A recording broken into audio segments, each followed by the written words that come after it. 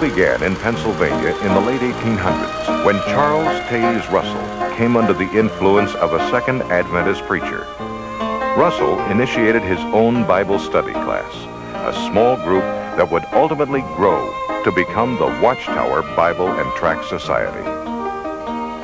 Borrowing directly from the prophetic speculations of Nelson Barber, a New York Second Adventist, Russell claimed that in 1799, the world had entered the time of the end. That in 1874, Jesus Christ had returned invisibly, and that the world would come to an end in the year 1914. In 1879, Russell, then 27 years of age, was so passionately convinced these prophetic dates were given by God that he sold his prosperous clothing business and struck out in a new direction.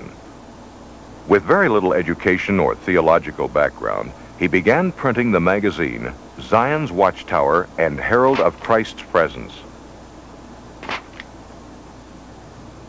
Known today as the Watchtower, this publication, which has grown from an initial printing of 6,000 to well over 288 million copies annually, dictates all major doctrines to Jehovah's Witnesses.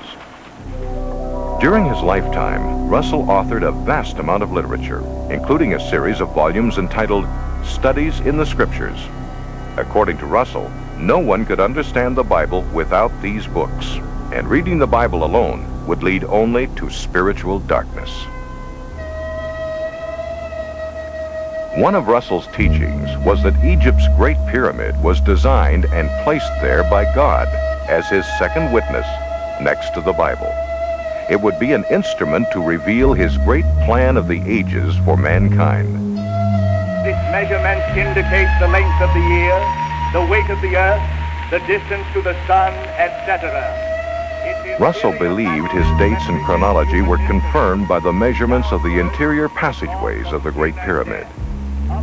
According to Russell, the passageways verified 1914 as the year the world would end.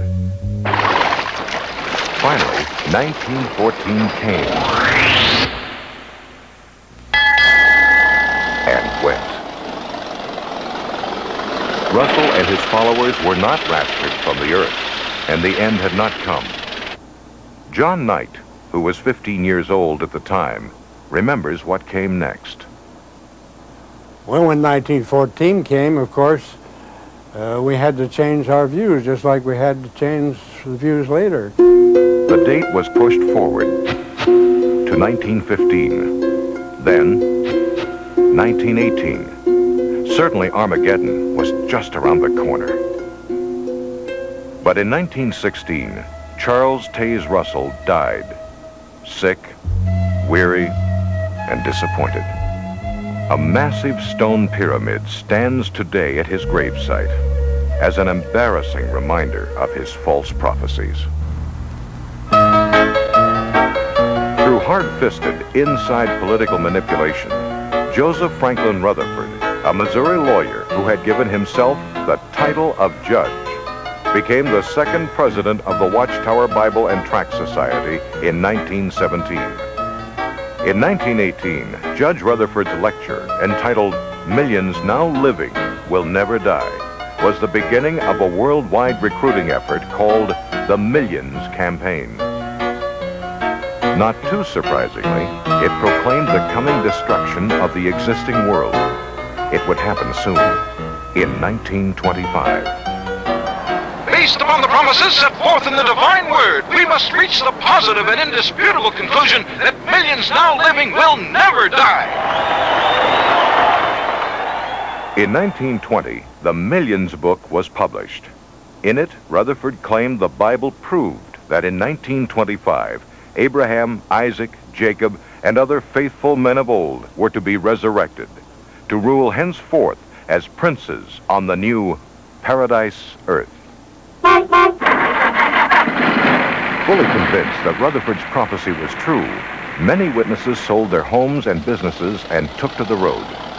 Living in cars and trucks like itinerant peddlers, they spread the warning.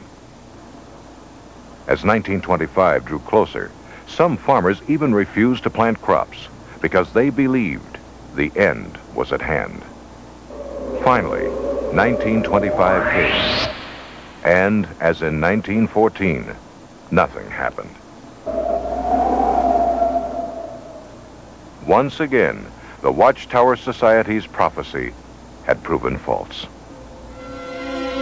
As Russell had done, Rutherford doggedly held to the story that the end was just around the corner. In 1929, the judge had this palatial mansion constructed.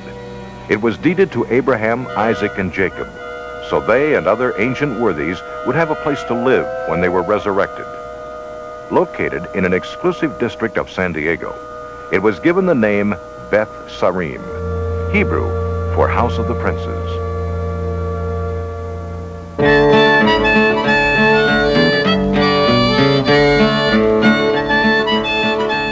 The world entered the Great Depression, but Rutherford lived like a millionaire, spending the winter months at Beth Sarim, summering in Europe.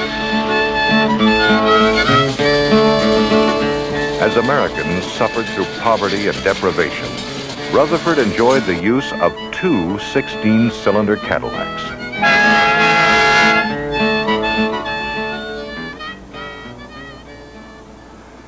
Under Rutherford, the Watchtower Bible and Tract Society became a well-oiled corporation. New books, literature, and tracts poured forth in a flood to be sold door to door by faithful witnesses. He drove his followers to labor hard for the Lord.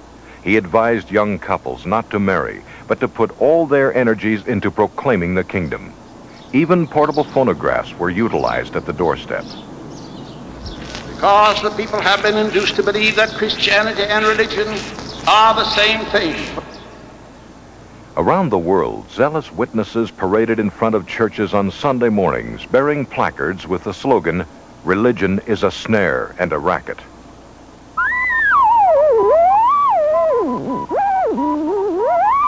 Keeping up with the times, the Society constructed its own radio station, and by 1933, there were 403 stations nationwide broadcasting Rutherford's abusive railings against the clergy, politicians, and what he referred to as the greedy commercialists. On the radio and in print, he continually stressed that the end of the world was just months away. The end finally came, but only for Rutherford.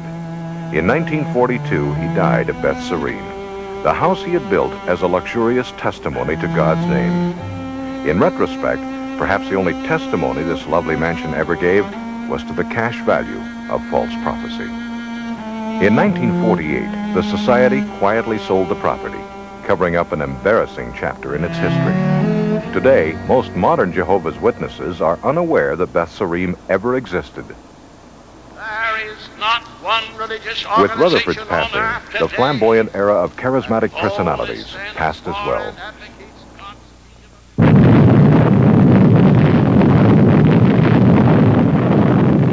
Today, fueled by the anxieties of a nuclear age, the Watchtower Society is a multinational corporate giant, spreading its new message of doom to every corner of the globe.